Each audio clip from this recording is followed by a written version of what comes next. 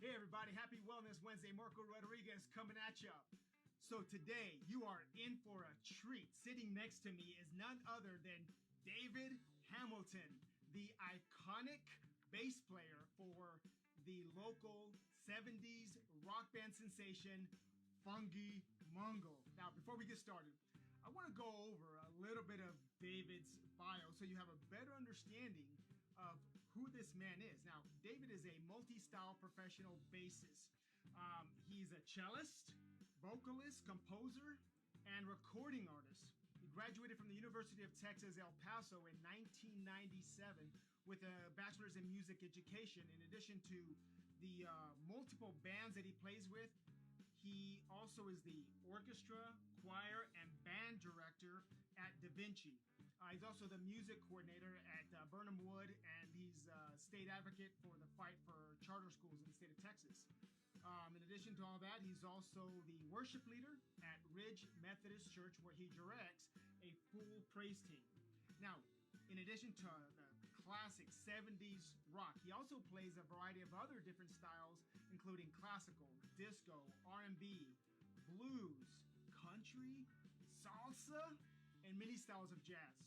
Now, he's also played in many off-Broadway musicals, in addition to playing in Texas, New Mexico, Arizona, Colorado, New York, and California. Now, we all know him as the backbone of the solid funk groove rhythm section of the disco tribute band Funky Mungo. But he also plays in a funk blues band called the Sam Barlow Band. Now, get this, he has toured, recorded, and played or shared the stage with the Platters, American Idol star David Archuleta, Casey and the Sunshine Band, the Pointer Sisters, Tower of Power, Donna Summer, the Village People, Sister Sledge, Chicago, Blue Oyster Cult, and Shinedown, just to name a few. And get this, in 2017 he performed at Carnegie Hall. So as far as musicians go, David Hamilton is the real deal. But he's also got a very interesting biohack story, and that's what brings me to him today. So, David, first of all, I just want to say thank you so much for the opportunity to come and interview with you. You are an extremely busy guy. And, you know, I first heard about your biohack story, and I thought, oh my gosh, I really want to spend some time with him and really kind of get to see, because we had a chance to talk a little bit before when we first introduced the biohack concept to you. So tell us what's been going on. Maybe you could share with our audience, how did you first hear about biohacking? We can start there. Well, I think it's because of one of my students, Seth. I got him when he was like, I think he was 7th or 8th grade. Mm-hmm. And I started, you know, he was part of the special ed department. He had a really severe stutter, and his grades weren't the greatest. And all of a sudden, I started noticing a difference in him, and his grades shot up. His stutter was practically non-existent, and he also his physique and his muscle tone. And I just remember going, what is this guy doing? And then so I asked him one day, I said, Sandy, what's going on? He goes, well, my dad's part of this Life Vantage. And I was like, really? I'd like to, you know, get to know some more about this. Maybe it can help me, maybe help my kids, maybe it can help my family and my mom and dad. And so that's when he, you know, I met you because of concerts, and right, you're one, you know, you come to our shows, and I see you in the front row right there rocking and roll. And so then that's when you know, you told me about it, and I said, well, I'm really interested you know, because I'm dyslexic, I'm ADHD. Of course, I've told you before, I look at my ADHD as my superpower. That's awesome. Because I do so much. Because I think that's my parents' fault. My mom and dad wake up in the morning. They never stop working until they go to bed. And so I always feel like I got to be busy all the time. That's just my way. But so my ADHD lets me do that, you know. Yeah. And in music, every time I've ever been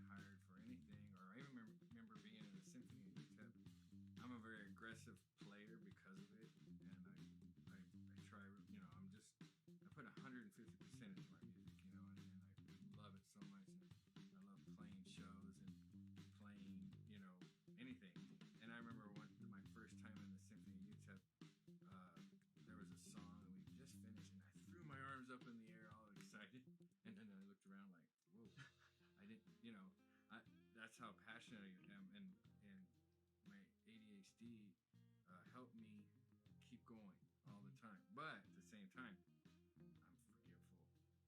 I'm very forgetful. You can ask any of the students, they'll tell me, Mister, can you do this? You're going to forget. I know you're going to forget. And so I thought, I need something to help me with that. Memory, and I remember Seth, all of a sudden, he was remembering everything. I was teaching him cello, and he just would, and his focus was so intense, Correct me if I'm wrong, because I came to one of the concerts here at the school, and he actually, in a very short period of time, learned how to play the cello, and he was the second cello at one of your concerts. Yeah, I remember I put him next to me. Yeah. I went up and played. Yeah, I remember that. It's amazing. He really tried, he really practiced, and he was serious about it. At first, I was like, I don't know, because here at Da Vinci, we don't have the luxury of separating beginners from advanced. Mm-hmm. So he had no choice. He had to be put in an advanced class. And so he had to catch up, and he did. Yeah. So I was really impressed with that. So that's what he did. And as I started noticing the difference in him, oh, by the way, so did the girls. But anyway.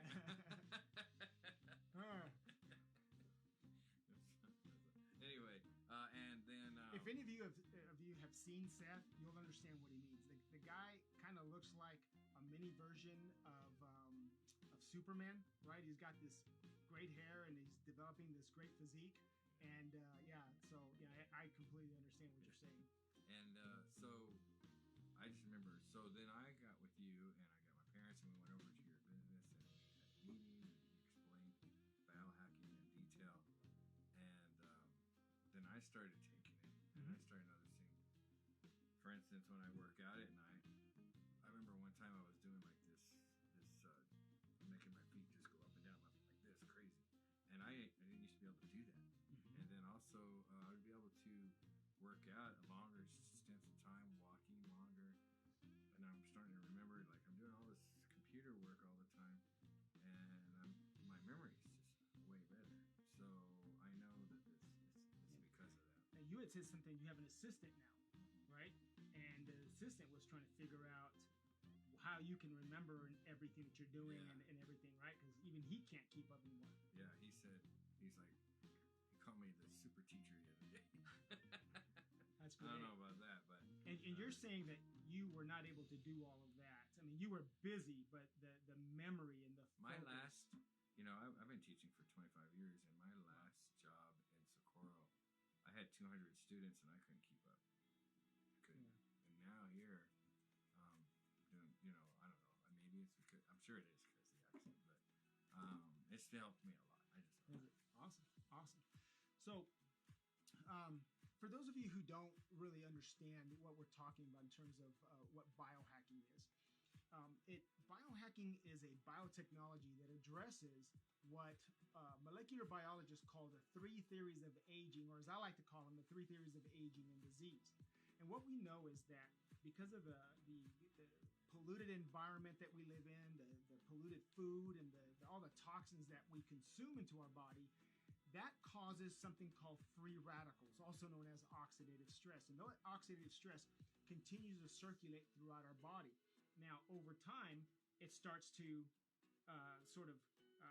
get stored in our body. Our body gets to the point where, as we get older, it's not able to filter out. And that's why, as we get older, we start to get things like memory fog, right? How many of y'all, right? I'm 52, so you guys that are my age, right? Start to get a little bit of memory fog. We start to put on weight because what that does is the mitochondria becomes destroyed. Or in other words, the oxidative stress starts to get processed through the mitochondria, and that causes the destruction of the mitochondria. And then that leads to a decrease in the sirtuin activity. So all of that starts to age the cells. Now, when you are a biohacker, you have the biotechnology, the capability to almost reverse that process. So you are cleaning out the oxidative stress. So all the studies, Harvard, LSU, the American Heart Association, the National Institute of Health, all of the studies show the same thing, that this reduces your oxidative stress levels by up to 70% in 120 days. That's 4 months. And then the second thing that it does is that NRF1 will start to put your cells into a state of mitochondrial biogenesis, which is the creation of newer and healthier mitochondria. And then when you can activate the NAD or their sirtuins, now you start to get a repairing of the cellular membrane, a repairing of the DNA inside of the mitochondria. So the studies are showing that when you can activate those three pathways, the end result is that the cell is actually younger at the end of the study than it is at the beginning of the study. Now, that's not to say that you're going to live forever, but I'm 52 years old, and every time I go back to get my blood work done, my biomarkers are all consistent with a 24 to 25-year-old man. So essentially, I have really turned back the clock. So, David, I am so glad that this is working for you, and I look forward to kind of seeing you continue to grow and that your health is getting better. You've got a lot to do still. I mean, I'm sure there's a lot of bands out there that still want to hear you, and we know we want to come out. As soon as this whole COVID thing is over, we're ready to go see you guys rock out in concert. I cannot wait. Yeah. So, guys, thank you so much, David. I really appreciate it, brother. Appreciate you coming out. I've even got my Funky Mungo shirt on today. So, guys, that's all I have for you today. Thank you so much for tuning in. Marco Rodriguez, again, happy Wellness Wednesday. And remember, as I always like to say, there is a better way to live.